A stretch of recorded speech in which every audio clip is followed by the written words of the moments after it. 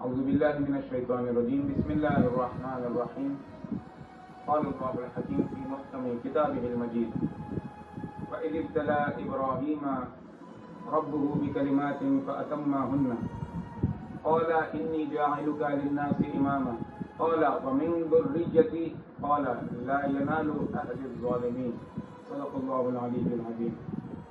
عزیزان گرامی، سب سے پہلے تو عید سعید غدیر کی مبارکباد آپ تمام اہل اسلام اہل ایمان کو پیش کرتے ہیں۔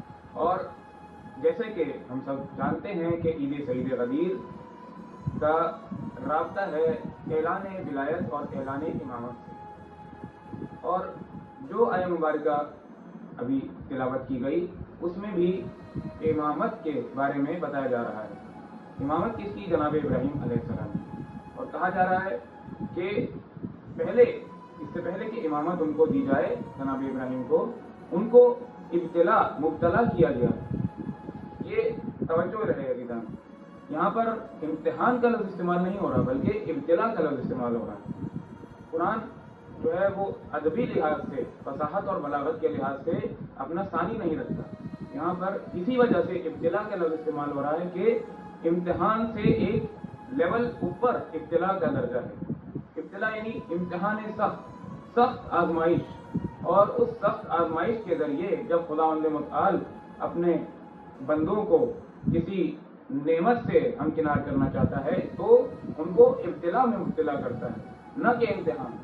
اور ایک اور دلیل یہاں پر کہ آیا امتحان اس لیے لیا جاتا ہے کہ سامنے والا امتحان لینے والا یہ جانتا نہ ہو کہ اس کے کتنے نمبر ہوں گے، نہیں، یہاں پر قضیہ مختلف ہے عزیزان۔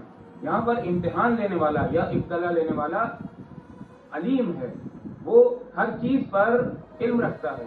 ایسا نہیں ہے کہ وہ جانتا نہیں ہو جناب ابراہیم کو کہ نتیجہ کیا ہوگا، نہیں، وہ اس وجہ سے ابتلا لے رہا ہے، مبتلا کر رہا ہے آزمائش میں، تاکہ اپنے بندے کو بہترین رشد اور نتیجوں سے نوازا جا سکے۔